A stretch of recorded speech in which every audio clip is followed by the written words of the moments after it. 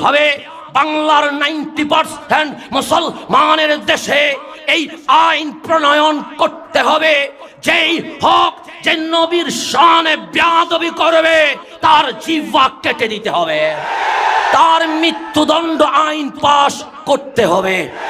বাংলায় বর্তমান রিজার্ভ সংকট দেখা দিয়েছে।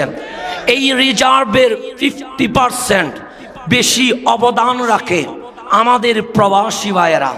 কিন্তু বাংলার এয়ারপোর্টে যখন দেখি স্বর্ণ চোরাচালানকারীকে টাকার বিনিময়ে ছেড়ে দেওয়া হয়, আমার অসহায় প্রবাসীর সাথে খারাপ আচরণ করা হয়, তখন মন বলে আমি কি স্বাধীনতা পেয়েছি?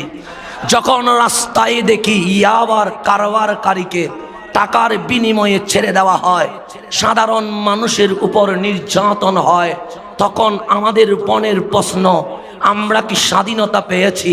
যখন আল্লামা বাকিবিল্লাহ জালালিকে গুম করে দেওয়া হয়, তখন মনে প্রশ্ন, আমরা কি স্বাধীনতা পেয়েছি? যখন আল্লামা ফারুকের গর্দান কেটে দেওয়া হয়, তখন ওই লাল রক্তের দিকে তাকিয়ে মন বলে ওঠে, আমরা কি স্বাধীনতা পেয়েছি? 51 বছর পর দাঁড়িয়ে স্বাধীনতা পেয়েছি কিনা এর হিসাব যখন দেখতে হয়, সুন্নি জনতাকে বলে যায়, আগামীর নির্বাচনে ইসলামী ফ্রন্টের হাত, এম এ মতিনের হাত, সহমদ সামারের হাত, আল্লামা রাফির হাত, আল্লামা মসিহুদ্দৌলার হাতকে যদি শক্ত করা হয়, খোদার কসম